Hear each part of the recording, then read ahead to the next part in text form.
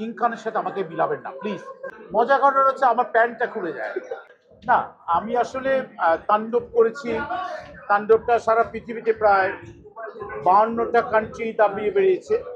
আমি new York থেকে, Australia থেকে, বিভিন্ন দেশ থেকে আমি যখন কলটা পেয়েছি তখন আমি বুঝতে পেরেছি ছবিটার মাত্রাটা কোন জায়গায় চলে গেছে। তো ফার্স্ট আমি এতটুকু বলবো, রাফিকে মানে রায়হান রাফিকে ধন্যবাদ, শাকিল ভাইকে ধন্যবাদ, এবং আমার সাথে স্পেশালি স্ক্রিন শেয়ার করেছে এই উপমহাদেশে বিখ্যাত একজন সুপারস্টার বলা যায়, যাকে যেভাবে বর্ণনা করি না করে, কিং খান বলি যাই বলি না কেন, সাকিব খান। আমি যে কারণে ওনাকে সম্মান দিয়ে কথা বলবো, কারণ উনি আমার কস্টিউম থেকে শুরু করে আমার ডায়লগের ব্যাপারগুলো কি হবে সেটা ওনার জন্য একটা স্পেশাল রুম ছিল এফডিসিতে, সেখানে এক্সপ্লেইন করেছে। তো উনি কতটুকু সজাগ বা কতটুকু আমার উপর ভরসা রেখেছে যে এই পারফরমেন্সটা আমি একমাত্র সিও হিসেবে দিতে পারবো। মজার ঘটনা হচ্ছে আমার প্যান্টটা খুলে যায়।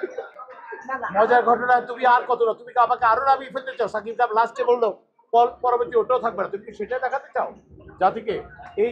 এই সাংবাদিক ভাইদেরকে, সুইচ সাংবাদিক ভাই, আপনারা অনেক কষ্ট করেন, অনেক রাত অব্দি পর্যন্ত আমাদের সাথে কথা বলার জন্য বসে থাকেন। আপনাদের কথা কিন্তু কেউ চিন্তা করে না। প্রতিবার কিন্তু আমি চেষ্টা করি আপনাদের কথা বলার জন্য। আবারও বলবো, আজকে মুখী জায়গায় হয়েছে তার 99% মুন্সিয়ানা কিন্তু আপনাদের কারণে। ওনারা কি অভিনয় করতে আসেন?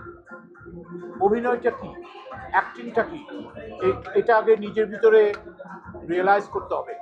আমি কি লং টার্মের জন্য থাকবো, নাকি আমি 2 দিনের মেহমান হিসেবে আসবো?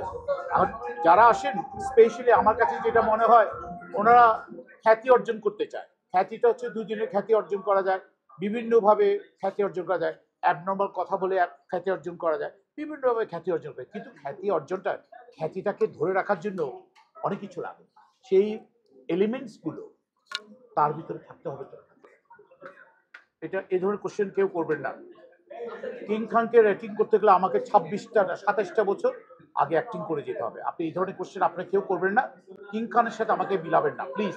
কিং খানের আজকের যে পজিশন, আমি যদি ভুল বলে থাকি আমাকে এসে সাংবাদিক ভাইরা থাপ্পড় দিয়ে যাবে। কিং খানের জায়গায় আসতে গেলে আমাকে 27টা বছর তিলে তিলে ক্ষয়ে ক্ষয়ে একটা কিং খান হয়েছে, এমনি হয়। আর তাকে রেটিং দেওয়া লজ্জা লজ্জা লজ্জা, এটা আমার দ্বারা না। প্লিজ আমাকে 27 বছর পরে এই কোশ্চেনটা করবেন, বলুন।